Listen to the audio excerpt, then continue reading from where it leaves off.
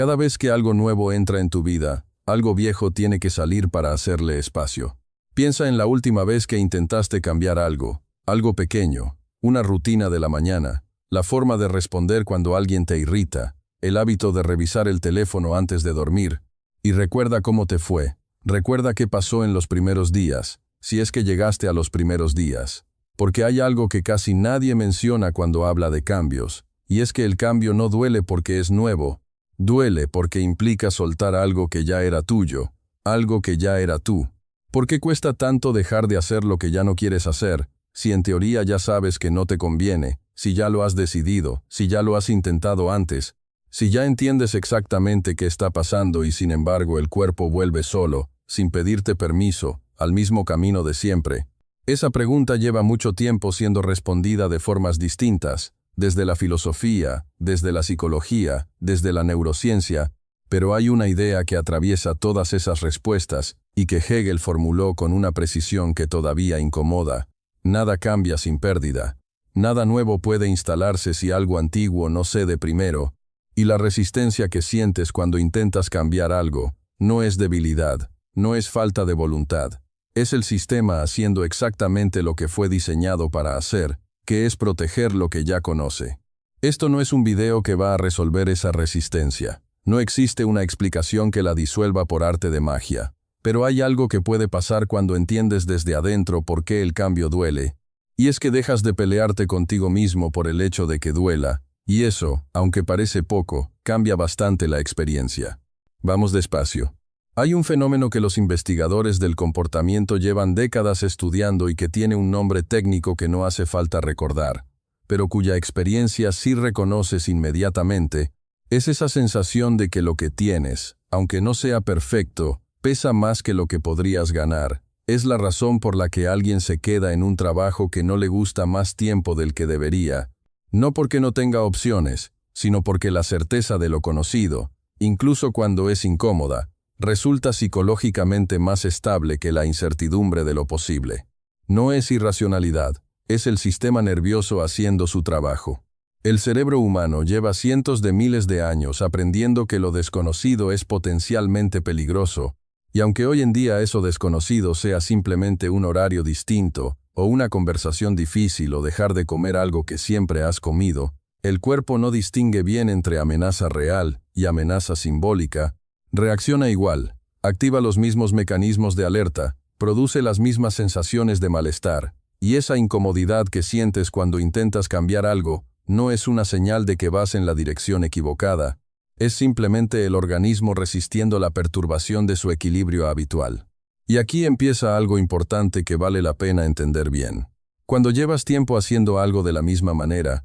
no solo has creado un hábito en el sentido abstracto de la palabra, has construido literalmente una estructura en tu sistema nervioso, una red de conexiones que se activan juntas, de forma cada vez más eficiente, cada vez más automática, cada vez más rápida, hasta el punto en que ya no necesitas pensar para ejecutar esa conducta, el cuerpo lo hace solo, antes de que la mente se dé cuenta de lo que está pasando. Eso es exactamente lo que hace que los hábitos sean útiles. El cerebro no puede procesar conscientemente cada uno de los miles de estímulos que recibe a lo largo del día, necesita automatizar, necesita delegar, y los hábitos son esa delegación, son la forma en que el sistema ahorra energía para poder atender lo que considera urgente o nuevo. El problema es que esa misma automatización que hace eficiente la vida cotidiana es también la que hace tan difícil cambiarla. Porque cambiar un hábito no es simplemente dejar de hacer algo,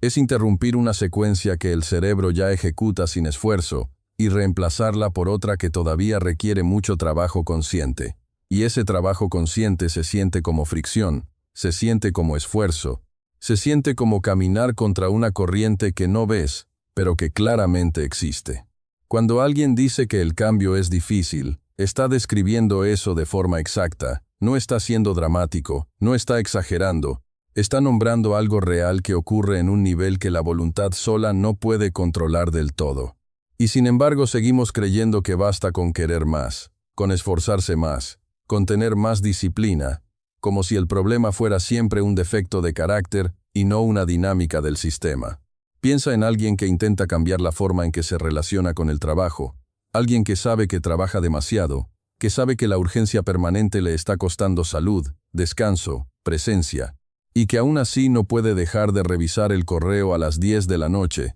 no porque no quiera parar, sino porque parar se siente raro, se siente como abandono, como si algo fuera a derrumbarse, como si hubiera una deuda pendiente que solo se salda con más trabajo. Ese malestar al parar no viene de la nada, viene de una identidad que se ha construido en torno a la productividad, a la disponibilidad, al esfuerzo visible, y cuando intentas cambiar ese patrón, no solo estás cambiando una conducta, estás cuestionando una parte de lo que crees que eres, una parte de lo que aprendiste a valorar, una parte de lo que te ha dado reconocimiento, seguridad o sentido. Eso es lo que Hegel vio con tanta claridad, que el movimiento real no es simplemente añadir algo nuevo, es dejar que lo anterior se disuelva para que lo siguiente pueda tomar forma, y ese proceso de disolución siempre tiene un costo. Siempre hay algo que se pierde, aunque lo que se pierda sea algo que en el fondo ya no querías. Y el cuerpo lo sabe antes que la mente lo entiende. Hay momentos en que el malestar aparece sin que puedas nombrarlo todavía, una tensión en los hombros en una conversación determinada, una pesadez que llega justo cuando vas a hacer algo que has decidido hacer distinto, una especie de tirón hacia atrás que no tiene forma, pero que se siente muy físico, muy concreto, como si el propio cuerpo estuviera diciendo, todavía no estoy listo para soltar esto. Esa respuesta corporal no es un obstáculo caprichoso, es información, es el organismo procesando la transición a su propio ritmo, que no siempre coincide con el ritmo que la mente ha decidido, y esa falta de sincronía entre lo que piensas que quieres y lo que el cuerpo está dispuesto a ceder es una de las fuentes de frustración más comunes cuando alguien intenta cambiar algo en serio. La mente dice ya tomé la decisión y el cuerpo responde sí, pero yo todavía no he procesado lo que eso significa para mí. Esto no es metáfora, es literalmente lo que ocurre cuando el sistema nervioso autónomo, que regula respuestas automáticas como la tensión muscular, el ritmo cardíaco, la activación general del organismo, opera en un registro distinto al pensamiento consciente, y cuando hay una discrepancia entre ambos niveles, el cuerpo suele ganar, porque lleva mucho más tiempo en funcionamiento y tiene mucho más rodaje que cualquier decisión consciente reciente. Recuerdo haber entendido esto de una forma que se sintió bastante clara cuando estaba tratando de cambiar la forma en que respondía al estrés, no cambiando la situación estresante, sino la reacción automática ante ella, y lo que descubrí no fue que necesitaba más fuerza de voluntad, sino que necesitaba entender qué estaba perdiendo al soltar esa reacción, porque la reacción automática, aunque era costosa, también me daba algo, me daba la ilusión de control, me daba una sensación de que estaba haciendo algo frente a lo que me perturbaba, aunque ese hacer fuera en realidad contraproducente. No menciono esto para hablar de mi propia experiencia, sino porque ese patrón, el de las conductas que cuestan pero que al mismo tiempo dan algo, es uno de los más universales que existen,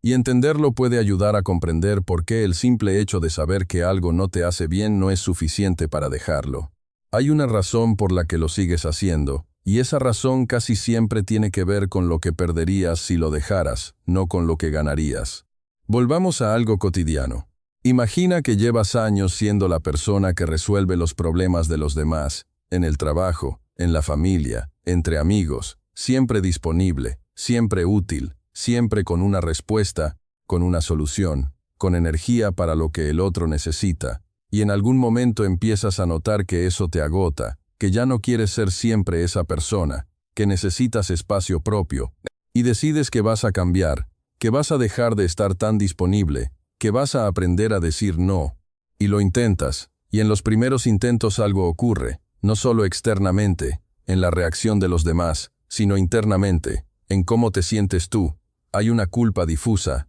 una sensación de que estás fallando, de que estás siendo egoísta, de que te estás convirtiendo en alguien que ya no reconoces como tú mismo. Eso no es debilidad, es el sistema protegiendo una identidad que lleva mucho tiempo en funcionamiento. La identidad de quien ayuda, de quien está disponible, de quien es necesario. Y cuando empiezas a poner límites, estás atacando directamente esa identidad. No porque sea incorrecta en sí misma, sino porque estás cuestionando la forma en que se ha expresado hasta ahora. Y la pregunta que surge entonces, aunque muchas veces no llega a formularse de forma explícita, es, ¿quién soy yo si no soy eso? ¿Qué queda de mí si dejo de ser la persona que siempre está ahí para todos? Esa pregunta asusta, y a veces es más fácil seguir siendo agotado que enfrentarla. Lo que Hegel describe con la idea de que nada cambia sin pérdida es precisamente esto, que todo movimiento genuino implica una muerte pequeña de algo que ya eras, no necesariamente algo malo, no necesariamente algo que no tenía valor, sino simplemente algo que ya no cabe completo en lo que estás intentando convertirte. Y hay algo en eso que se resiste a ser digerido fácilmente, porque vivimos en una cultura que habla del cambio como si fuera siempre una ganancia pura, como si crecer fuera únicamente acumular, como si evolucionar fuera solo añadir sin perder nada. Y esa narrativa, aunque tiene buena intención, deja fuera la parte más dura del proceso, que es el duelo por lo que se va. Sí, duelo, porque aunque lo que se va sea algo que conscientemente querías dejar, el organismo no distingue entre un duelo por algo querido y un duelo por algo que ya no servía. En ambos casos hay una ausencia donde antes había presencia, y esa ausencia requiere tiempo, requiere procesamiento, requiere que el sistema nervioso reorganice sus patrones alrededor del nuevo estado de cosas. Y mientras ese proceso ocurre, hay una etapa que no suele mencionarse en las conversaciones sobre cambio, una etapa intermedia, que no es ni el estado anterior ni el nuevo, es un espacio de entre, un tiempo en que lo viejo ya no está del todo, y lo nuevo todavía no ha llegado completamente. Y ese espacio es incómodo, desorientador, a veces incluso aterrador, porque el ser humano necesita referencias para funcionar, necesita saber quién es, cómo funciona, qué puede esperar de sí mismo, y en ese espacio intermedio todas esas referencias están en revisión simultánea. Es el momento en que la gente suele desistir, no porque el cambio no valga la pena, sino porque el costo de mantenerse en ese espacio de incertidumbre se vuelve psicológicamente muy alto, y el sistema busca cualquier salida hacia algo conocido, aunque sea el punto de partida que querías dejar. Ese retroceso no es fracaso, es una respuesta comprensible de un sistema que está haciendo todo lo posible por mantenerse coherente. Pero cuando lo entiendes desde adentro, cuando comprendes que ese tirón hacia atrás es parte del proceso y no una señal de que no puedes cambiar, algo sutil empieza a ser distinto en cómo te relacionas con él. No desaparece la incomodidad, no desaparece el tirón, pero ya no lo lees como una evidencia de que eres incapaz, lo lees como una etapa, como algo que tiene sentido dentro de un proceso más amplio, y esa diferencia de lectura no cambia el peso de la experiencia, pero sí cambia cómo navegas dentro de ella. Hay algo que las investigaciones sobre cambio de comportamiento han encontrado de forma consistente, y es que las personas que logran sostener cambios en el tiempo no son las que tienen más voluntad, ni las que se sienten más seguras desde el inicio. Son las que han desarrollado cierta tolerancia a la incomodidad del proceso, las que han aprendido a no interpretar cada momento de dificultad como una señal definitiva de fracaso. Eso no es optimismo, es una comprensión más ajustada de cómo funciona el sistema. Y tiene una implicación práctica bastante concreta, que es esta. Cuando intentas cambiar algo y sientes resistencia, la resistencia no te está diciendo que el cambio es imposible. Te está diciendo que el cambio es real, que hay algo que efectivamente se está moviendo, que el sistema está respondiendo a una perturbación genuina, y eso, aunque duela, es la señal de que algo está ocurriendo. La ausencia de resistencia a veces significa que el cambio no es suficientemente real, que todavía no ha tocado algo que importa. Volvamos un momento al cuerpo, porque hay algo que se olvida frecuentemente en estas conversaciones, y es que el cuerpo no es solo el ejecutor de lo que la mente decide. El cuerpo es también el lugar donde se almacenan los patrones más antiguos, los más arraigados, los más difíciles de nombrar con palabras. Cuando alguien lleva mucho tiempo viviendo con cierto nivel de tensión, con cierto ritmo de alerta, con cierta forma de contener o de soltar, el cuerpo aprende eso tan bien como aprende a caminar, y cuando intentas cambiar ese patrón, el cuerpo no lo lee simplemente como un cambio de conducta, lo lee como una alteración de algo muy fundamental, y responde en consecuencia. Por eso hay personas que han entendido intelectualmente algo, que lo han procesado, que lo han hablado, que incluso lo han resuelto en un nivel narrativo, y sin embargo siguen respondiendo con el mismo patrón corporal ante los mismos estímulos, siguen tensando los hombros en la misma situación, siguen acelerando el ritmo de la respiración en el mismo tipo de conversación, siguen sintiendo el mismo nudo en el pecho cuando algo los lleva de vuelta a ese lugar conocido. Eso no es que no hayan cambiado, es que el cuerpo lleva su propio ritmo de cambio, que es más lento que el pensamiento, más resistente a la intervención directa, más fiel a sus propios registros de lo que fue útil o necesario en algún momento. Y esa fidelidad del cuerpo a sus propios patrones puede vivirse como una traición cuando estás intentando cambiar algo. Puede sentirse como si el cuerpo estuviera en tu contra, cuando en realidad estás simplemente haciendo lo que siempre ha hecho, que es garantizar la continuidad del sistema. La pérdida que Hegel describe no es solo una pérdida abstracta, no es solo un concepto filosófico sobre la negación dialéctica, es también esto, es la pérdida de la forma habitual en que el cuerpo habita el mundo, es dejar de tener esa respuesta automática que, aunque costosa, al menos era conocida, era predecible, era tuya. Y construir una nueva forma de habitar el mundo, una nueva respuesta, un nuevo patrón, no es un acto puramente mental, es un proceso que el cuerpo tiene que atravesar también, a su manera, a su ritmo, con sus propias resistencias y sus propios momentos de apertura. Esto también explica por qué los cambios sostenidos raramente ocurren de golpe, raramente son el resultado de una sola decisión fuerte, en un momento de claridad, aunque a veces así lo parezca desde afuera, porque lo que se ve desde afuera es el momento en que algo se volvió visible, pero por debajo de ese momento, hubo un proceso largo de pequeñas perturbaciones, de resistencias sucesivas, de ajustes graduales que el sistema fue haciendo sin que nadie se diera cuenta, incluida la persona misma. El cambio real suele parecer de repente desde afuera y muy lento desde adentro. Hay algo que puede resultar útil en este punto, no como solución sino como orientación, y es cambiar la pregunta que te haces cuando algo no está cambiando a la velocidad que esperabas. En lugar de preguntarte ¿por qué no puedo cambiar esto?, que es una pregunta que suele producir respuestas que atacan el carácter o la voluntad, la pregunta que abre algo distinto es ¿qué estoy perdiendo si esto cambia? ¿Qué función cumple esto que estoy intentando dejar? ¿Qué me da que todavía no estoy seguro de poder encontrar de otra forma? Esa pregunta no resuelve nada de inmediato, pero empieza a hacer visible algo que estaba operando desde las sombras, y cuando algo que operaba desde las sombras se vuelve visible, la relación con eso cambia, aunque la conducta todavía no haya cambiado. Y esa es, tal vez, la primera pérdida que hace posible las demás, la pérdida de la ilusión de que el patrón era simplemente un error que había que corregir, y la apertura a la comprensión de que el patrón tenía una lógica, que esa lógica tuvo sentido en algún momento, y que soltar esa lógica implica reconocer que algo de lo que fuiste ya no encaja en lo que estás intentando ser. Eso requiere una cierta amabilidad hacia uno mismo, que no siempre resulta fácil, especialmente en una cultura que tiende a tratar los patrones indeseados como defectos a eliminar y no como respuestas que en su momento tuvieron una función.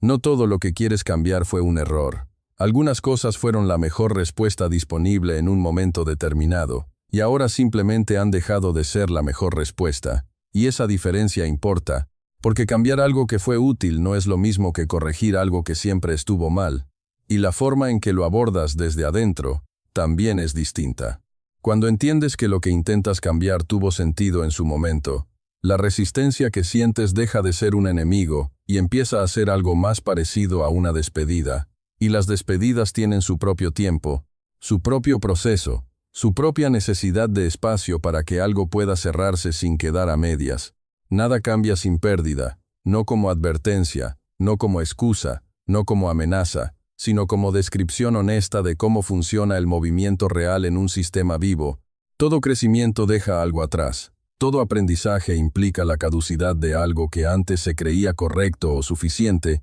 Toda relación que madura pierde algo de su forma anterior para ganar algo que todavía no tiene nombre. Y eso, aunque a veces se viva como una pérdida pura, contiene también algo que no es tan fácil de ver en el momento mismo de la transición. Lo que se va no desaparece completamente, deja una huella, una textura, algo que el sistema integra aunque ya no lo ejecute de la misma forma, y esa integración es parte de lo que hace que el cambio sea real y no solo superficial, que sea tuyo de verdad y no solo adoptado desde afuera. Hay personas que cambian conductas sin cambiar nada por dentro, que adoptan nuevas formas sin soltar las antiguas creencias que las sostenían, y eso produce un resultado que se siente falso desde adentro, aunque desde afuera parezca un cambio, porque el sistema sabe que algo no cuadra, que hay una discrepancia entre lo que hace y lo que sigue creyendo sobre sí mismo o sobre el mundo. El cambio que dura, el que se integra de verdad, casi siempre implica que algo en la comprensión también se transformó, no solo la conducta, no solo el hábito observable, sino algo en la forma de leer lo que pasa, en la forma de estar en determinadas situaciones, en la relación con ciertos miedos o ciertos deseos que antes se manejaban de una manera y ahora se manejan de otra. Y ese cambio en la comprensión siempre pasa por un momento de pérdida, por el reconocimiento de que la lectura anterior ya no se sostiene, que la forma en que interpretabas algo durante mucho tiempo tenía puntos ciegos, que había información que no estabas procesando o que estabas procesando de una forma que ya no te sirve. Ese momento no es agradable, pero es necesario, y a veces es el más honesto que existe en todo el proceso. Estamos llegando al final de este recorrido, y hay algo que quiero dejar aquí sin intentar resolverlo. Si algo de lo que se dijo resonó, si hay algo en tu vida donde sientes esa resistencia que no entendías del todo, esa dificultad para cambiar algo que ya has decidido cambiar 1000 veces, esa sensación de que algo tira hacia atrás justo cuando empiezas a avanzar, tal vez lo que este video puede ofrecerte no es una solución, sino una pregunta diferente con la que entrar a esa experiencia. No qué me pasa que no puedo cambiar, sino qué estoy perdiendo si cambio. Y si esa pérdida es algo que todavía no estás listo para asumir, o si es algo que ya puedes reconocer, pero que necesita su propio tiempo para cerrarse. El cuerpo sabe cosas que la mente todavía no ha formulado. Y a veces, la incomodidad de intentar cambiar algo es también la voz de eso que todavía no se ha procesado, todavía no se ha despedido, todavía no ha encontrado una forma de soltarse sin desaparecer del todo. No hay nada que resolver esta noche, ni esta semana, ni con la presión de que debería estar ocurriendo más rápido. Lo que ocurre cuando algo empieza a moverse en serio, es que empieza a moverse a su propio ritmo, y ese ritmo muchas veces no se parece a lo que esperabas, pero si lo reconoces, si puedes nombrarlo aunque sea a medias, algo en la relación con esa resistencia ya es un poco distinto. Y eso, aunque parece poco, es donde empieza casi todo.